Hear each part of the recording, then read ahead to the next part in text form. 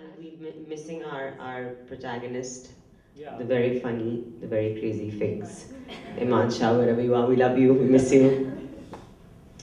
All right, so how about we just start with you, Agni, if you could just talk about where the inspiration for this film came from and what the writing process was like and what you went through to get this on its feet. Yeah. Yeah, so I think for this film, it's really something that I noticed in the last couple of years, with particularly with my generation, and I think that there has been a resurgent form of radicalization and an awakening, particularly where young people in India are concerned. So I found that pretty interesting and encouraging as well. And so I wanted to make a film that actually, captured the essence of the various forms, the myriad realities of rebellion and an exploration of that idea. So that's really sort of the genesis of the project, and yeah. Okay, and maybe for the actors, do the characters that you play embody yourselves at all? And what was your favorite part about being on set with everybody? Well, when I first read the script, I thought Agneya was going to ask me to play Maggie. So it was a pleasant surprise that he asked me to play Jay. There's, of course, an actor finds a lot of things that one can resonate with in a character. You have to love your character. I believe that very strongly. I come from a theatre background, so we're used to playing parts of all kinds and feeding off a live audience, so we have to make them believe it, whatever we're doing. So I found a way to love Jay and make her my own, but she's not like me. I'm pretty crazy, much crazier than she is.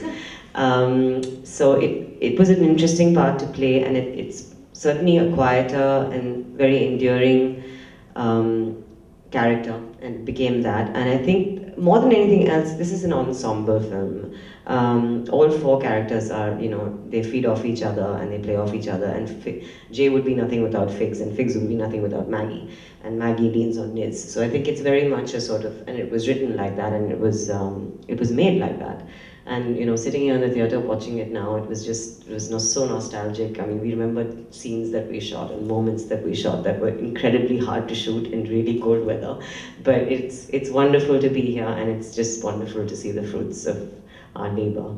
Yeah. So, I mean, I'm very grateful to Agneya for giving all of us this opportunity. It was a wonderful film to be part of.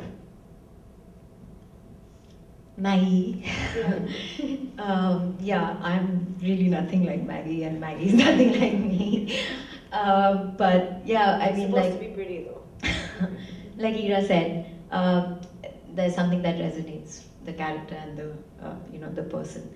So yeah, I learned to understand Maggie a lot more through our Delhi shoots, and I think I figured what Maggie is towards when we went to Himachal to shoot the second half of the film.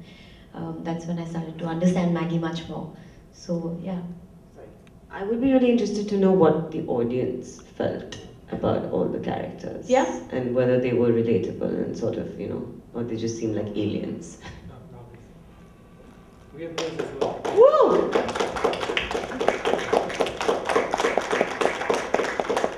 Yeah, so we can open it up. Yeah, we can definitely open it up to anybody who has any questions, or if they have comments on the characters or any of the social issues in the film. That would be awesome for some input. Anyone? Blew you all. Yeah, I just thought the chemistry was very good between your couples. So that came out very well. Right. And that was refreshing. It's not always easy to get that. So good job. Yeah, I think that was also a conscious decision to have like two different dynamics going on. Yeah. So yeah, that's something that was there in the script, and also in our workshops, that's something that we really we delved into. And also, if you notice, How you explain the two scenes. Oh yeah, okay. Yeah, so even in the lovemaking, there is quite. I mean, we kind of approached the two lovemaking scenes quite differently. Yeah, this was a note to the actors that Maggie and Niz are like passionate and sort of going for it, and the other two are more sensual and sort of. So it was interesting. It sort of defines their relationships as well. These two are fiery, more volatile, more and I think Figs and Jay. So Figs and Jay seem so opposite to each other. And in the beginning of the film, they can't stand each other's guts. So it was interesting.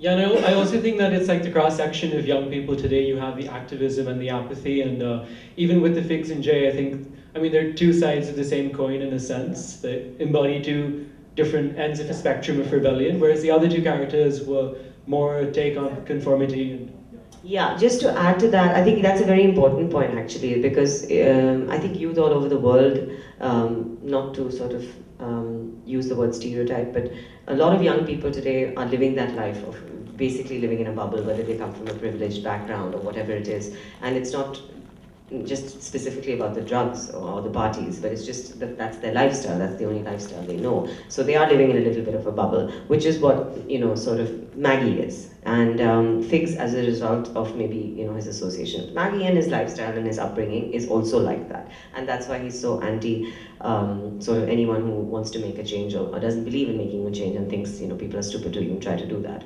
But it is very much the polar opposites of that spectrum, that, you know, there are young people today who are very apathetic, who are happy to sort of let things be as they are. And at the same time, there are a lot of young people, especially in India, who have a voice and who want to make a change.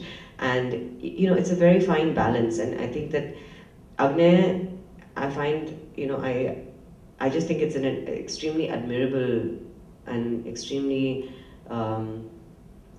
huge sort of feat to have achieved what he has with this film. When he made it, he was 23. I know he's going to hate me for doing this, but he was 23 years old when he made this film, and I think that just deserves a round of applause. And I'm so proud of him, and I'm proud of the film, and I actually, you know, we did it, many of us did it for him, because we just believed in him and believed in the project. And it's really important to make cinema like this, because this is a slice of life of a cross-section of Delhi society as it is today. That party in the beginning, that opening shot, that's very much how it is. It's very realistic, and probably like that in this equivalent classes all over the world. And, you know, it's very easy to get sucked up and complacent living like that. And I think that it's very important to be aware and to sort of at least know what's going on in the world around you and, you know, in your own country. And in whatever small way, like Marie talks about it, and, you know, it is a very fine line between, you know, being idealistic and being a rebel. What are all these terms? We throw them out a lot.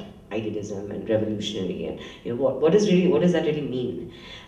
So I think that really getting into the grassroots level of what it means to be that, and if you make that choice in your life, these two young people, if they make that choice in their lives, they may smoke hash, they may do acid, whatever. That is just by the way.